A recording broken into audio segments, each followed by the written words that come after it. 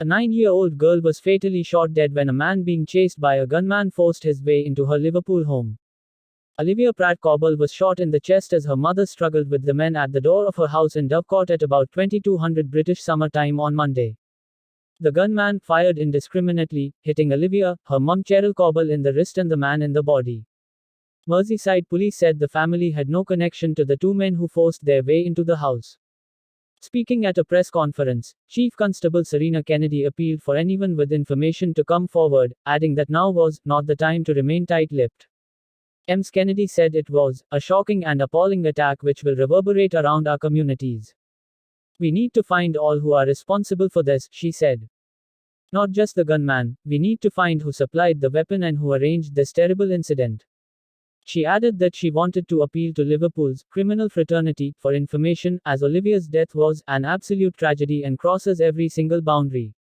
Ms. Kennedy said officers who were sent to the scene could see just how poorly Olivia was and they rushed her to Alder Hey Children's Hospital, where, despite the best efforts of medical staff, she sadly died. She added forensic experts were at the scene conducting house-to-house inquiries and officers were reviewing CCTV footage to establish and identify who was responsible. Appealing to the gunman to hand himself in, Det Ch Supt Mark Kamin said officers had not yet spoken to the injured man, who had not been arrested and was in hospital in a serious, but not life-threatening, condition. He said he also wanted a man who was with the injured 35-year-old at the time of the shooting to come forward. Merseyside police said Olivia's two older siblings, who were in the house at the time of the attack, were unharmed. Neighbor Mary Riley, who has lived in the area for 36 years, said her partner heard 4 gunshots, which had sounded like fireworks going off. She said the fact it happened on her doorstep was scary and recent violence in the city was getting too close, adding, "I think it's time to move."